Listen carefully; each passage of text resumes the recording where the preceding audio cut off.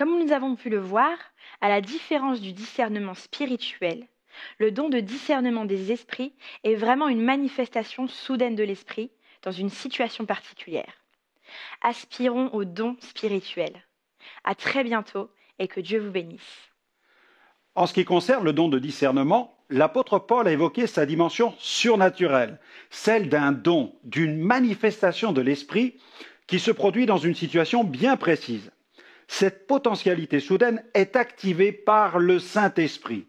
Ce don entre dans la catégorie des dons de révélation. Je vous propose de faire une lecture biblique qui se trouve dans la première aux Corinthiens, chapitre 12, à partir du verset 8 jusqu'au verset 11. L'apôtre Paul mentionne les dons de l'Esprit et voici ce qu'il écrit. En effet, à l'un est donné par l'Esprit une parole de sagesse, à un autre une parole de connaissance, selon le même Esprit, à un autre la foi par le même Esprit, à un autre le don des guérisons par le même Esprit, à un autre le don d'opérer des miracles, à un autre la prophétie, à un autre le discernement des esprits, à un autre la diversité des langues, à un autre l'interprétation des langues. Un seul et même esprit opère toutes ces choses, les distribuant à chacun en particulier comme il veut. Gloire à Dieu. Attention, ce don n'a rien à voir avec ceux qui ont la fâcheuse manie de voir des démons partout. Il n'a rien à voir non plus avec une sorte de voyeurisme malsain. C'est un don spirituel. Il est activé par le Saint-Esprit. Il faut donc impérativement le préserver de toute influence charnelle. Il ne doit pas non plus être confondu avec ces tendances mystiques qui conduisent certaines personnes victimes d'hallucinations à voir des anges ou des démons partout de façon quasi permanente. Il ne faut pas non plus confondre ce don avec l'intuition, la psychologie, voire l'esprit critique. Ne confondons pas le discernement avec un esprit de jugement. Dans Romains 2, versets 1 à 3, voilà ce que Paul écrit. « Ô homme, qui que tu sois, toi qui juges, tu es donc inexcusable, car en jugeant les autres, tu te condamnes toi-même, puisque toi qui juges, tu fais les mêmes choses. Nous savons en effet que le jugement de Dieu contre ceux qui commettent de telles choses est selon la vérité. Et penses-tu, ô homme, qui juge ceux qui commettent de telles choses et qui les fait, que tu échapperas au jugement de Dieu? Même s'il arrive que le don de discernement s'exerce avec l'appui d'un songe, d'une vision, d'un message audible ou d'une conviction intérieure, il demeure une manifestation spontanée du Saint-Esprit. Il ne s'agit pas d'un jeu de devinette, d'un mode de déduction ou d'une faculté de clairvoyance comme celle que possèdent les voyants. Il ne consiste pas non plus, comme le font certains, à valider ou invalider l'inspiration des dons spirituels exercés au sein d'une assemblée en distribuant des bons points ou en disant « c'est de Dieu, ce n'est pas de Dieu ». Car si une telle capacité devait porter un nom, ce serait plutôt la critique ou le jugement. Le mot discerner a été traduit à partir du terme grec diakrisis, qui signifie percer à jour, juger à travers. Ce don permet donc de percer le monde spirituel, de juger d'une activité spirituelle. Il permet de différencier l'œuvre de Dieu de celle du diable, celle des démons, de celle des anges. Il permet encore de discerner l'intention qui peut animer une personne dans une situation donnée. Est-elle charnelle, spirituelle, envoyée par Dieu, par l'ennemi, animée par sa chair, etc. Attention, l'usage de ce don n'est pas limité au ministère de délivrance comme trop souvent certains le pensent. Voyons quelques définitions. Une définition selon l'évangéliste Reinhold Ulanska. Voilà ce qu'il nous dit. Il nous dit l'exacte traduction de l'expression grecque pour discernement des esprits est voir à travers les esprits. C'est le mot diakrisis pneumaton. Le terme pneumaton est un pluriel. Il parle des esprits au pluriel, donc de sources spirituelles qui peuvent être multiples. Définition cette fois-ci de Smith Wigglesworth. Il nous dit qu'il y a une différence entre le discernement naturel et le discernement spirituel. Le Saint-Esprit nous donnera ce don de discernement des esprits si nous le désirons de telle façon que nous pourrons percevoir, au moyen de révélation, ces puissances mauvaises qui viennent détruire. Nous pouvons obtenir cette onction de l'Esprit qui nous révélera ces choses. Il faut que vous sachiez que vous ne pourrez jamais discerner ou traiter la question des influences mauvaises aussi longtemps qu'il y aura quelque chose en vous que le diable peut toucher. Vous ne pourrez faire ce que Dieu attend de vous qu'à la seule condition où vous accepterez de mourir à vous-même, de telle façon que la vie surnaturelle de Christ pourra abonder en vous et détruire les puissances du diable. Une autre définition, celle d'Howard Carter, qui nous rappelle ceci. Le discernement des esprits est une fenêtre ouverte sur le monde spirituel. Il diffère du jugement naturel car il est surnaturel. Ce don qui permet de discerner la présence de puissances sataniques permet naturellement de discerner la présence des anges. Harold Orton, quant à lui, nous dit ceci. Le discernement des esprits permet de pénétrer dans le royaume secret des esprits. Il révèle le genre d'esprit qui donne à telle personne une connaissance ou une puissance surnaturelle au moment où a lieu le miracle. Il donne des indications qu'on ne recevrait pas sans lui. Il nous permet de connaître la source et la véritable nature de n'importe quelle manifestation surnaturelle et de savoir si elle est divine ou satanique. Et seul l'emploi de ce don peut déterminer le caractère de telle manifestation. Par lui, nous discernons véritablement les esprits. Ces définitions proposées par ces 4 grandes figures du pentecôtisme soulignent clairement le domaine de la révélation surnaturelle contenu dans la nature de ce don. Voyons quelques expériences en rapport avec le don de discernement des esprits. La nécessité tout d'abord de considérer l'onction. L'onction du Saint-Esprit nous confère de l'autorité, mais aussi du discernement. Celle-ci caractérisait le ministère de Jésus et le fait de discerner surnaturellement renseigne sur le type d'influence spirituelle qui gravite autour d'une personne.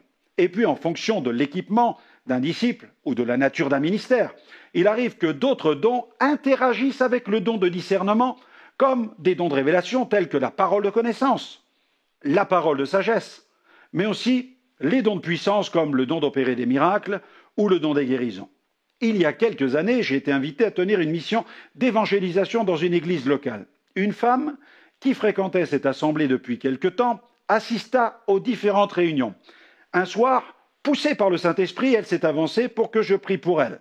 Quand je lui ai proposé de répéter une simple prière de repentance, un phénomène étrange s'est produit. Au fur et à mesure qu'elle priait, je pouvais voir son corps se déformer, se tordre sous ma main.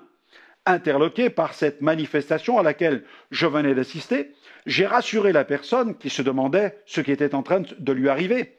Et dès que j'ai arrêté de prier pour elle, son corps a repris immédiatement une posture normale.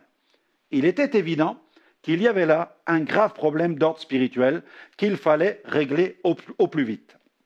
Alors, à la fin de la réunion, j'ai expliqué la situation au pasteur. Nous avons pris rendez-vous et le jour suivant, nous sommes allés lui rendre une visite. Nous sommes arrivés chez elle, nous avons pris place autour de la table, elle s'est assise face à nous. Son pasteur, lui, a engagé la conversation et il m'expliqua qu'elle venait depuis quelques mois, qu'elle aimait le Seigneur et qu'elle était même candidate au baptême. Et puis la femme a commencé à parler de sa vie, des nombreuses maladies dont elle avait souffert. En l'écoutant, j'ai compris que la maladie tenait une très grande place dans sa vie. Soudainement, une pensée est venue sur mon cœur qui s'est imposée à moi avec une évidence. Cette femme consultait les guérisseurs. J'ai alors décidé de lui poser la question. J'ai remarqué que ma question suscita la plus grande surprise chez le pasteur qui s'est tourné brusquement dans ma direction.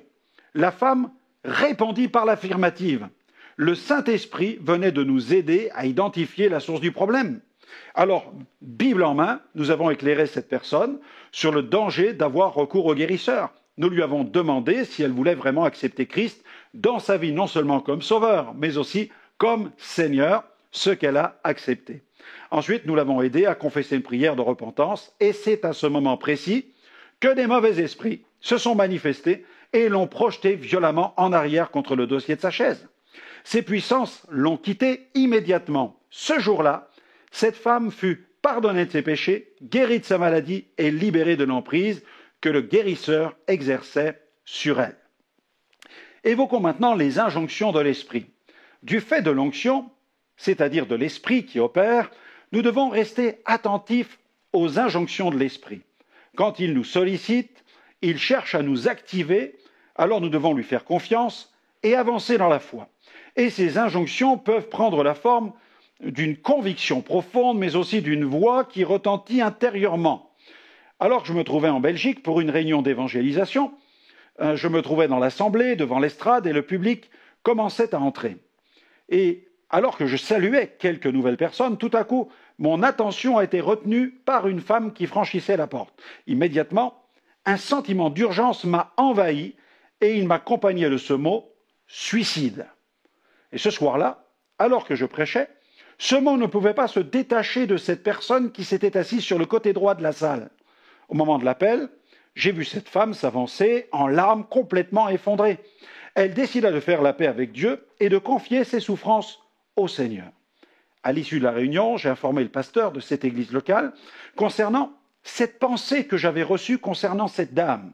Il me rassura sur le fait qu'il allait veiller à bien la suivre. 2 jours après cette mission, alors que je me trouvais à mon bureau en France, j'ai vu entrer un message dans ma boîte mail. Le pasteur de cette assemblée m'informait que le lundi, cette femme avait cherché à attenter à ses jours. Considérons aussi l'importance des révélations. Il arrive aussi que le don de discernement s'exprime en synergie avec les autres dons de révélation. Souvenons-nous que les dons spirituels sont des dons de l'esprit, soit des manifestations de l'esprit à un moment donné, et non des capacités surnaturelles qui seraient à notre disposition de façon permanente. Alors que je me trouvais en vacances dans les Ardennes chez mes parents, ceux-ci m'informent qu'ils sont invités par une femme d'origine musulmane à venir dans l'après-midi prendre une collation. Et ils ont fait connaissance avec elle le matin même, sur la place du marché, et au fil de la conversation, mes parents ont rendu témoignage de la délivrance de l'occultisme de notre famille. Interpellée par notre parcours spirituel, cette femme s'est ouverte au sujet de phénomènes étranges qui se produisent chez elle. Elle voudrait bien en être débarrassée, mais elle se sent tellement impuissante face au monde invisible. Mes parents m'ont alors proposé de les accompagner, ce que j'ai accepté volontiers.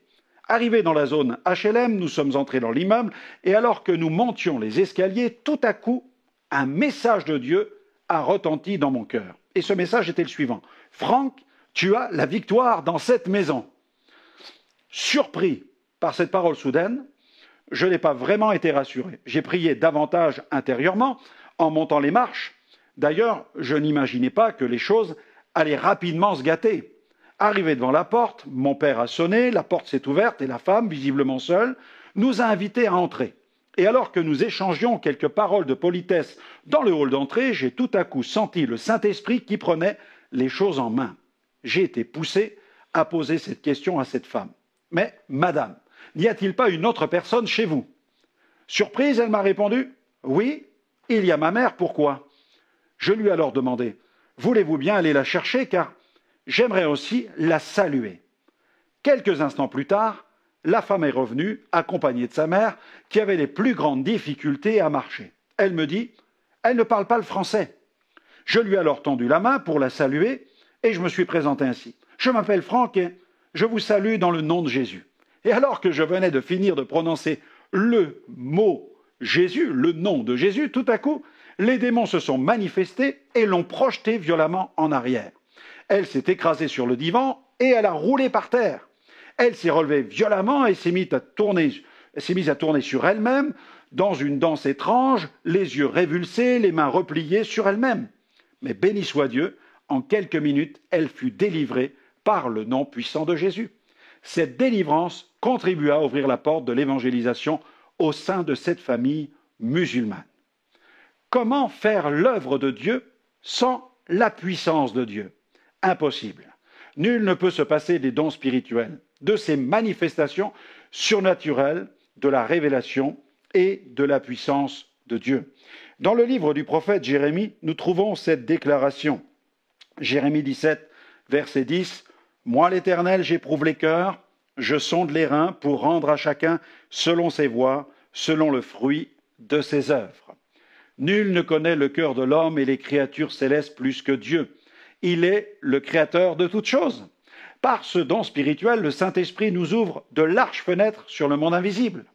Quand ce don s'exprime, le Seigneur nous permet d'entrevoir non seulement l'activité des gloires célestes, mais aussi le commerce obscur des puissances sataniques, activé par l'Esprit de Dieu, ce don permet aussi de recevoir des informations concernant les mobiles et motivations d'une personne. Bien entendu, nul ne se sert de ce don à volonté, c'est le Saint-Esprit qui le met en marche lorsqu'il le juge utile. Nous avons cependant la responsabilité d'aspirer à exercer ce genre de manifestation spirituelle. Voyons maintenant les évidences du discernement dans l'Ancien Testament.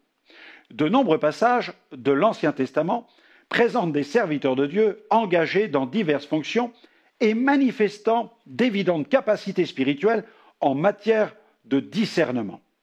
Je pense au roi. Le roi, conscient de la nécessité de rendre la justice devant son peuple, le roi Salomon demanda à l'Éternel la sagesse et le discernement nécessaires afin de pouvoir remplir sa mission avec droiture et excellence. Ce passage se trouve dans 1 Roi chapitre 3, versets 9 à 13. Voici sa prière. Accorde donc à ton serviteur un cœur intelligent pour juger ton peuple, pour discerner le bien du mal. Car qui pourrait juger ton peuple, ce peuple si nombreux? Cette demande de Salomon plut au Seigneur. Et Dieu lui dit, puisque c'est là ce que tu demandes, puisque tu ne demandes pour toi ni une longue vie, ni les richesses, ni la mort de tes ennemis, et que tu demandes de l'intelligence pour exercer la justice, voici, j'agirai selon ta parole. Je te donnerai un cœur sage et intelligent, de sorte qu'il n'y aura eu personne avant toi, et qu'on ne verra jamais personne de semblable à toi. Je te donnerai en outre ce que tu n'as pas demandé, des richesses et de la gloire, de telle sorte qu'il n'y aura pendant toute ta vie aucun roi qui soit ton pareil. Et puis il y a une autre catégorie, après le roi, ce sont les juges. Face aux nombreuses obligations auxquelles Moïse devait faire face, son beau-père, Jéthro, trouva bon de lui adresser un conseil d'une grande pertinence, nommer des juges pour traiter les affaires courantes du peuple.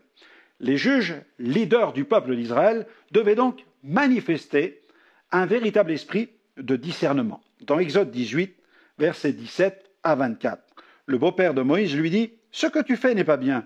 Tu t'épuiseras toi-même et tu épuiseras ce peuple qui est avec toi, car la chose est au-dessus de tes forces. Tu ne pourras pas y suffire seul. Maintenant, écoute ma voix, je vais te donner un conseil, et que Dieu soit avec toi. Sois l'interprète du peuple auprès de Dieu et porte les affaires devant Dieu. Enseigne-leur les ordonnances et les lois, et fais-leur connaître le chemin qu'ils doivent suivre et ce qu'ils doivent faire.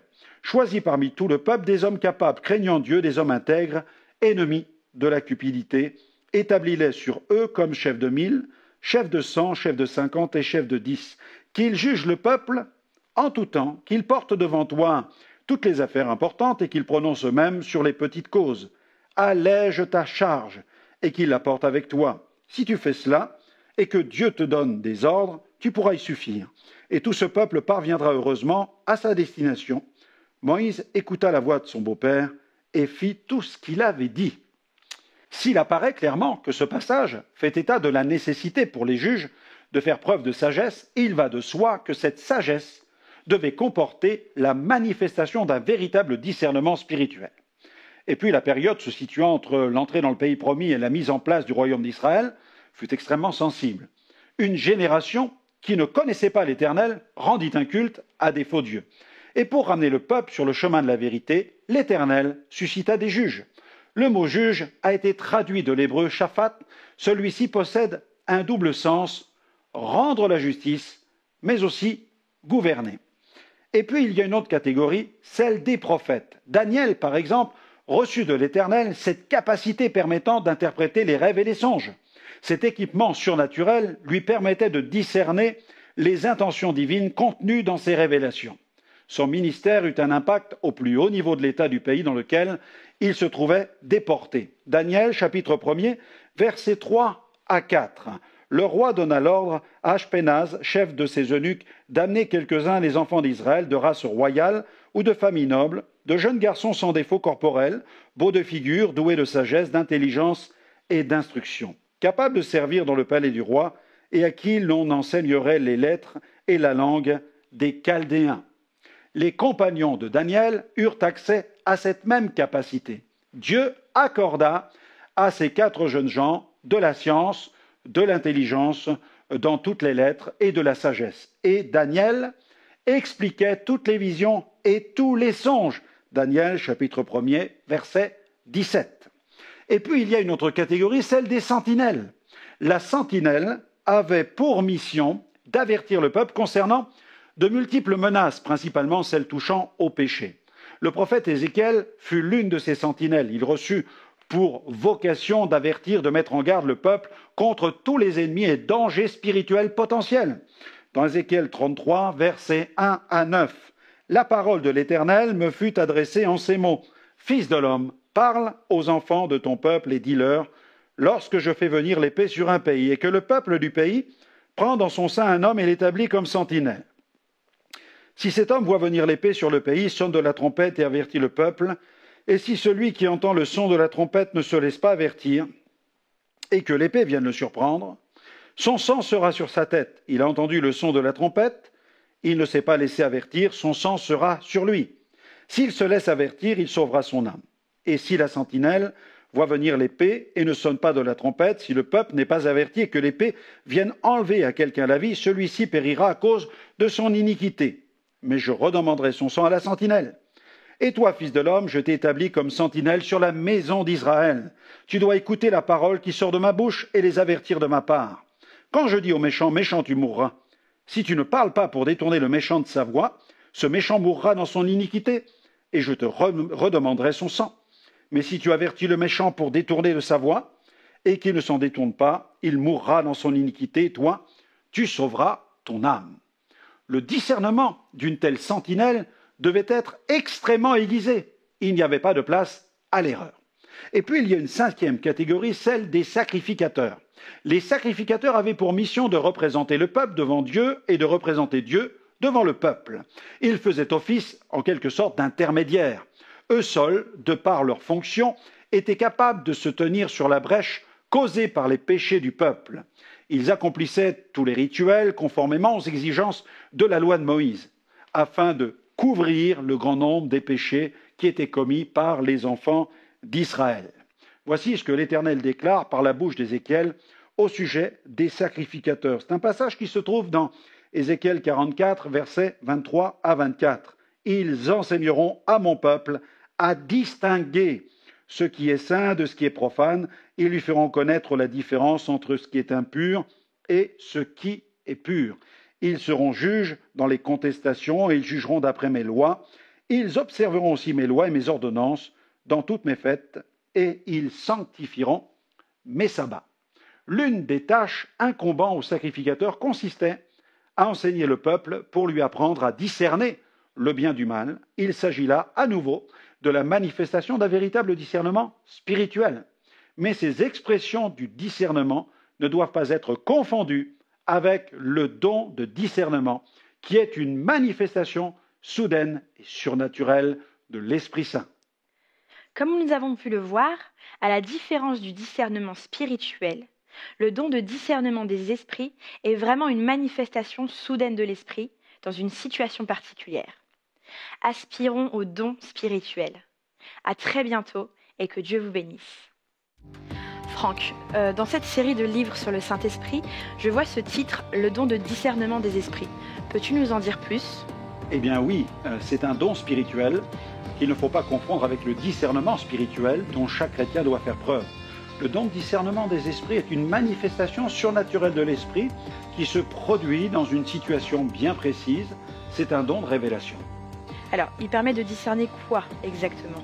Il permet de discerner les sources qui sont actives dans certaines situations. S'agit-il de l'Esprit de Dieu? S'agit-il des démons, de l'esprit humain ou d'agents des ténèbres, etc. Et qui peut recevoir ce don ? Les dons spirituels sont le privilège des rachetés. Si quelqu'un a véritablement reçu Jésus comme sauveur, il peut aspirer au don spirituel. Et est-ce que ce don est utile dans le domaine de la délivrance des personnes tourmentées ? Tout à fait, il est fondamental car il permet de recevoir la révélation qui va nous permettre ensuite d'opérer le plus efficacement possible.